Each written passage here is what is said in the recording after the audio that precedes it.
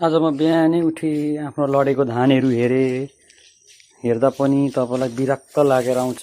वरिपरि सबैको धान लडेको छ, धान उम्रेका छन्, कामै नलाग्ने भएको छन्, गराभरि पानी जमेको छन् खेतबारीमा। यी धानमा पुरै यो वर्षौँभरि हामीले खानुपर्ने धान हो।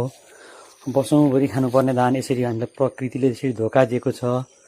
मल जल गर्ने बेला, धान रोप्ने बेलामा हामीलाई देशले के अरे नेताले हैन सबैले धोका दिइरहेका छन्।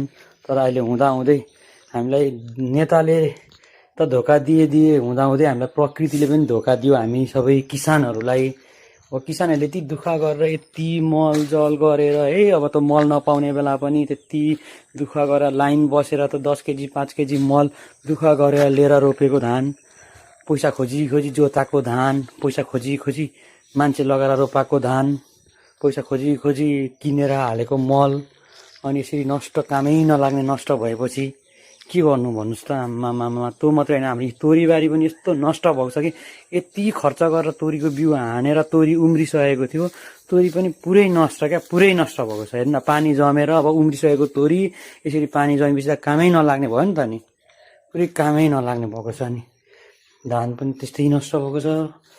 अनि तोरी त हेर्नुहोस् न, कामै नलाग्ने भएको छ। तोरी त झन् एउटा फिट्टो काम लाग्दैन, पुरै तपाईँलाई पानी जमेछ, उम्रिसकेको तोरी हो।